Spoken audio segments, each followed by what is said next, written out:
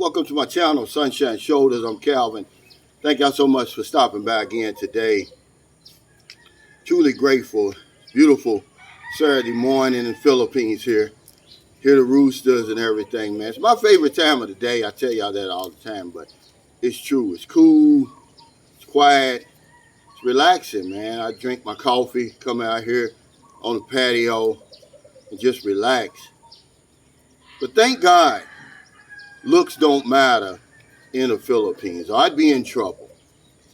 And this is in response to a couple of shorts that I posted. You know, my shorts, I don't know why anybody else posts their shorts, but my shorts come from my live streams. You know, some of the best moments of my live streams. There's no context because you're supposed to click on the link below to watch the full live stream, but of course people don't watch live streams.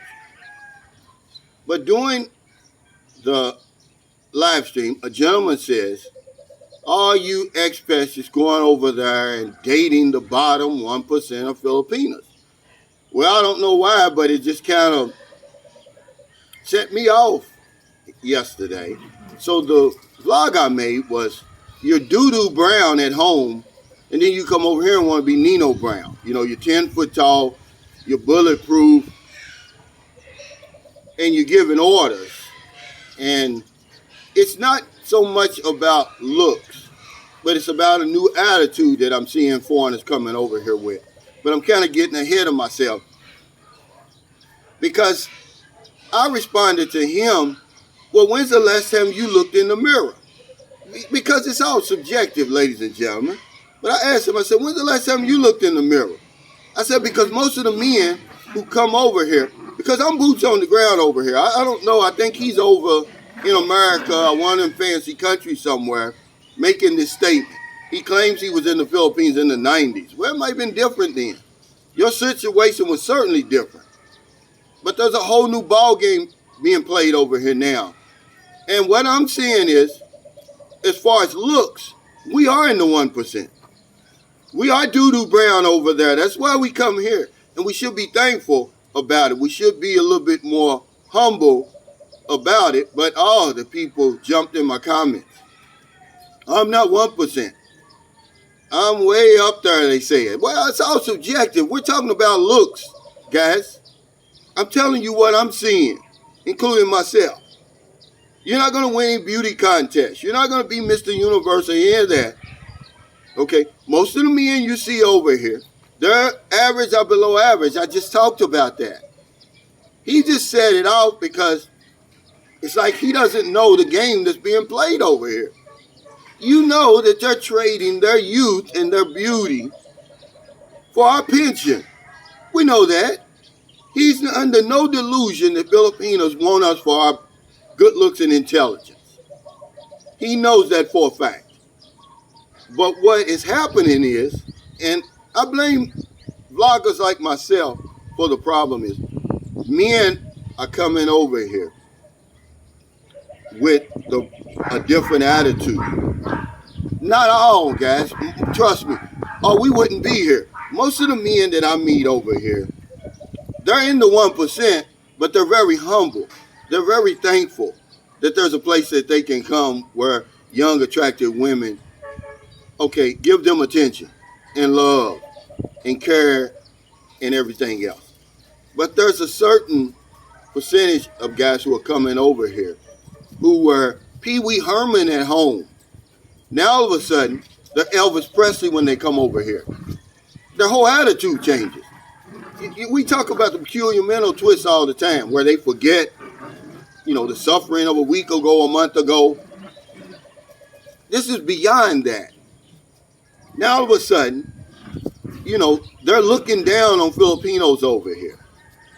You know, now all of a sudden, they're the big man on campus. You're not, guys. You're 1% like you are at home. When you come over here, nothing really changes except your circumstances. You don't change. So when we talk about looks, it's all subjective. But for him to say that expats and foreigners only come over and settle for the 1%. I'm like, well, what do you think you are, man? And anybody else that says that, because there's a couple of videos floating around on YouTube about we come over here and date the maids. Guess what? The maids over here look a whole lot better than my options over there. See, I'm going to give you the nitty gritty. I'm not going to sugarcoat it. I'm telling you how it really is, as far as I'm concerned. I'm not in no delusion. I know the game that's being played over here, but y'all act like the game's not being played. You act like you don't know about the game. Women don't want you for your good looks and intelligence, because very few of us have any when we get over here. By the time we get over here, these guys are 60, 70, 80, even 90 years old. Don't fool yourself. Don't come over here putting these women down when you know good and well whatever you end up with over here is a whole lot better than what you're going to end up with over there. With, in my case, the motherboard, Big Shirley, Big Rosie, Big Susie, and all of them, man. That's the point I'm trying to make in the shorts. But you're not getting any context. That's why I'm making the video today. But why don't we practice some humility?